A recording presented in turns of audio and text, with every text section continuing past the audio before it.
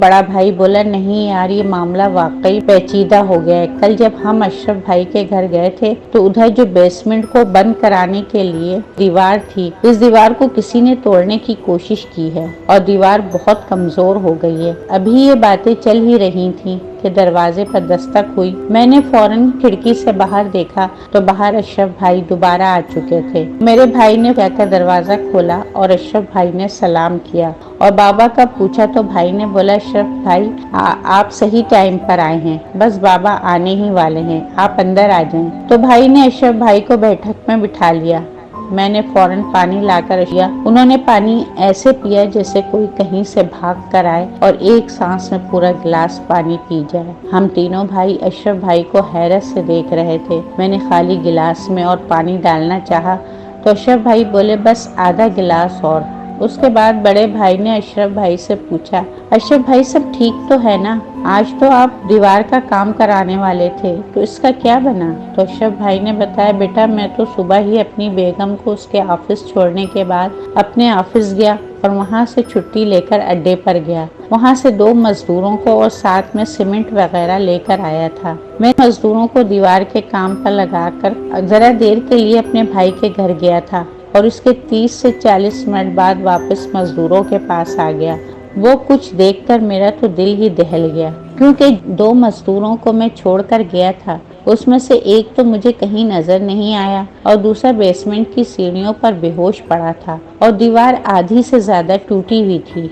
मैं बहुत डर गया था क्योंकि बेसमेंट के अंदर से किसी की हड्डियां चबाने की आवाजें आ रही थीं और आवाज साफ सुनाई दे रही थी कि जैसे कोई बहुत ही करीब बैठकर हड्डियों को चबा रहा हो। और मेरे तीनों जानवर भी नजर नहीं आ रहे थे, पर फिर भी मैंने डरते डरते जैसे तैसे इस मजदूर को उठाया और बहुत ही मुश्किल से उसे घसीटते हुए उसको घर से बाहर लाया, पर उसको होश नहीं आ रहा था। इस वजह से मैंने फौरन उसको गाड़ी में डाला और अस्पताल छोड़कर आया हूँ। उसके बाद मैं मौलवी साहब के घर गया तो पता चला कि वो तो अपने गांव किसी रिश्तेदार की मैयत में गए हुए हैं। तो मैं वहां से वापस अपने भाई के घर से होकर यहाँ आया तो पता चला कि रियाज भाई भी घर पर नहीं है। तो अब मैं दोबारा आया हूँ। इतने में दरवाजे पर दस्तक हुई। मैंने दरवाज़ा खोला तो देखा बाबा आ गए थे। मैंने फौरन बाबा को बताया कि अशरफ भाई उनका इंतजार कर रहे हैं। तो बाबा सीधा बैठक में ही चले आए और सलाम किया और इतने में अम्मी भी बैठक में आई और फिर अम्मी ने बोला, मैं सबके लिए खाना ला रही हूँ। सबने खाना खाया और मैंने, बाबा ने और अशरफ भाई ने चाय पी, लेकिन अशरफ भाई ने ना तो खाना ठीक से खाया और ना चाय पूरी तरह से पी, क्योंकि वो बहुत परेशान थे और मेरे बाकी दोनों भाई चाय नहीं पीते थे। और अम्मी अपनी चाय लेकर अपने कमरे में चली गई। और फिर बाबा ने अशरफ भाई से पूछा, जी अशरफ भाई अब बताएं, सब खैरियत तो है? तो अशरफ भाई ने वो सब बाबा को बताया जो कुछ देर पहले हमें बताया था। तो बाबा ने कहा कि दूसरा मजदूर कहाँ है? तो अशरफ भाई ने कहा, उसका कुछ पता नहीं और जो अस्पताल में है वो बहुत ही बुरी हालत में है। डॉक्टर ने बोला इसको बहुत तेज बुखार है जिसकी वजह से वो बेहोश पड़ा है और मैं इस वजह से आपके पास आया हूँ। कुछ बताएं मैं क्या करूँ?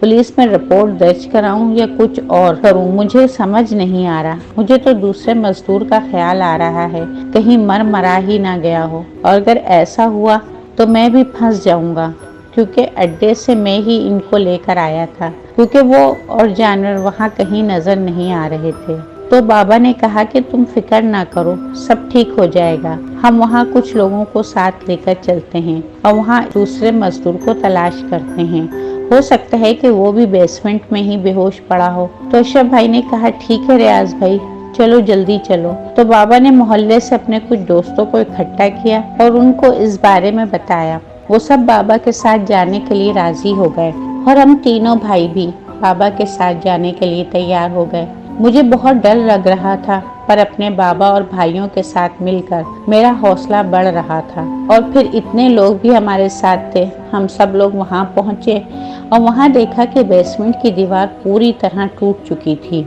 और जो ईंटें पड़ी थी उन पर बहुत सा खून लगा हुआ था। तो कुछ लोग तो ये सब देखकर डर गए और घर से बाहर निकल आए और बाकी लोगों ने बड़ी हिम्मत से बेसमेंट में जाने का फैसला किया और लाठी डंडा पत्थर जिसके हाथ जो लगा लेकर बेसमेंट में उतरे। मैं सबसे पीछे था क्योंकि बाबा ने मुझे बाहर ही खड़ा रहने को बोला था, पर मैं फिर भी उनके पीछे चला गया। नीचे बहुत ही खौफनाक किस्म का अंधेरा था क्योंकि लाइट तो थी नहीं बेसमेंट में। इस वजह से लोगों ने कुछ लकड़ियों को आग लगा रखी थी। इस वजह से बेसमेंट का कुछ हिस्सा नज़र आ रहा था और हर जगह मुख्तलिफ किस्म की हड्डियां पड़ी हुई थी और जगह जगह कब्र की तरह बड़े बड़े गड्ढे पड़े हुए थे और हर तरफ से खौफ तारी हो रहा था और बेसमेंट बहुत ही वसी तर लग रहा था, जबकि बेसमेंट सिर्फ 4 मरले पर मुश्तमिल था, लेकिन अंधेरे की वजह से बेसमेंट बहुत ज़्यादा बड़ा लग रहा था। खैर इतने में एक घड़े में ताज़ा जानवर की आलाइशें मिली तो अशरफ भाई फौरन बोले, ये मेरी बकरी की आलाइशें हैं।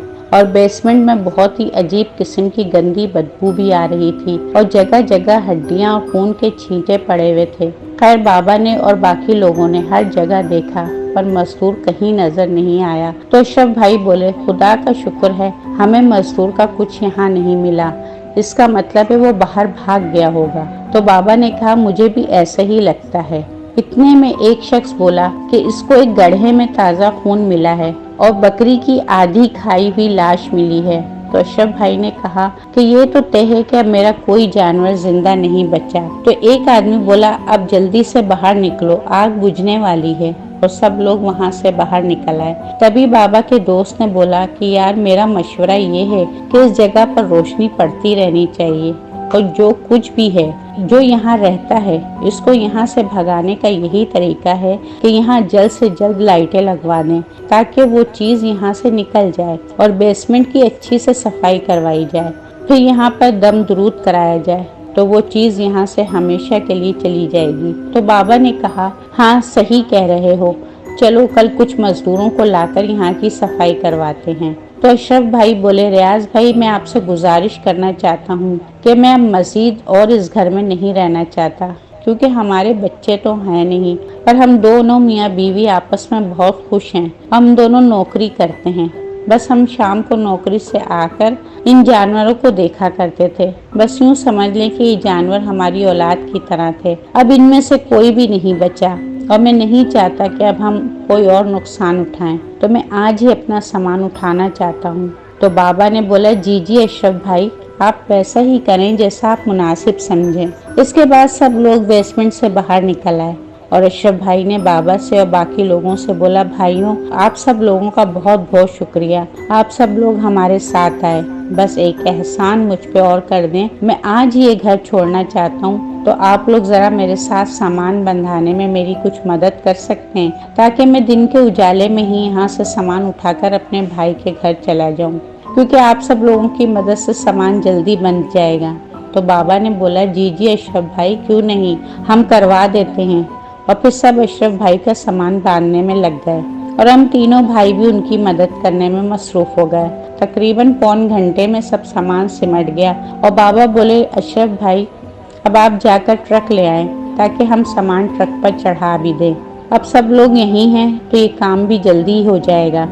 तो अशरफ भाई ने कहा, आप लोगों ने मेरी पहले ही बहुत मदद की है और मैं अब आप लोगों को कोई और तकलीफ नहीं देना चाहता। मैं ट्रक के साथ लोडिंग वाले मजदूरों को भी ले आऊँगा, आप बस कुछ देर आराम कर लें। तो बाबा और बाकी लोगों ने बोला, छोड़े अशरफ भाई मजदूरों को, आप बस ट्रक ले आए, हम लोड करवा देंगे सामान। अशरफ भाई ने फिर इनकार किया तो बाबा ने कहा, अशरफ भाई अगर आप हमें अपना भाई समझते हैं तो बस जैसा कहा है वैसे ही करें और अब आप जाएं और जल्दी से ट्रक ले आएं। तो अशरफ भाई बोले, आप लोगों का बहुत बहुत शुक्रिया, मैं बस अभी ट्रक लेकर आता हूँ। ये कहकर अशरफ भाई ने कार की चाबी निकाली और बाहर चले गए और बाबा और उनके दोस्त वगैरह सब सहन में बैठ गए और तहखाने के बारे में बातें करने लगे। एक आदमी बोला, रियाज भाई ये तहखाना तो लगता है कई सालों से इस्तेमाल में नहीं था।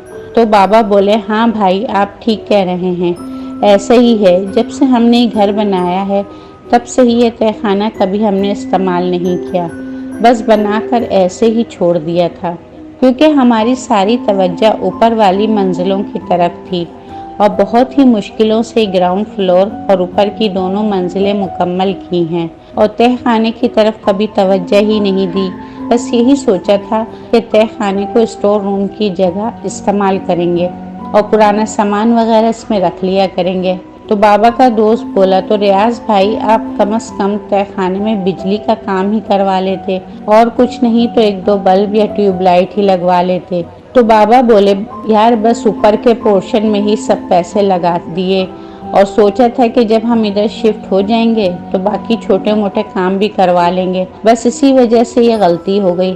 और आप सही कह रहे हो कि कम से कम तय खाने में लाइटें ज़रूर लगानी चाहिए थी। तो बाबा का दोस्त बोला, खैर छोड़ो रियाज भाई, अब जो हुआ सो हुआ, लेकिन अब आपको पूरी तवज्जो बेसमेंट की तरफ लगानी होगी, वरना तो ये जो कुछ भी आज हमने देखा कहीं ये और ज़्यादा ना बढ़ जाए, और अगर ऐसा हुआ तो ये घर किसी के रहने के काबिल नहीं रहेगा, और अल्लाह ना करे कोई जाने नुकसान हो जाए तो ऐसे में लोग तरह तरह की बातें करेंगे इस घर के बारे में, और ये घर सिर्फ एक खंडर की तरह लगेगा। तो बाबा बोले, नहीं नहीं, मैं ये कभी नहीं होने दूंगा।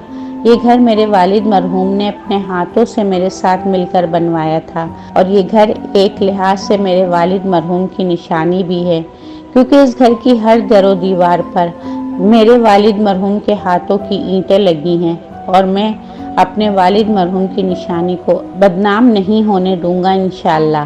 और वैसे भी कुछ महीनों तक मेरी फैमिली ने भी इधर ही शिफ्ट होना है, तो मैं कभी नहीं चाहूँगा कि मेरी फैमिली को कोई भी नुकसान पहुँचे।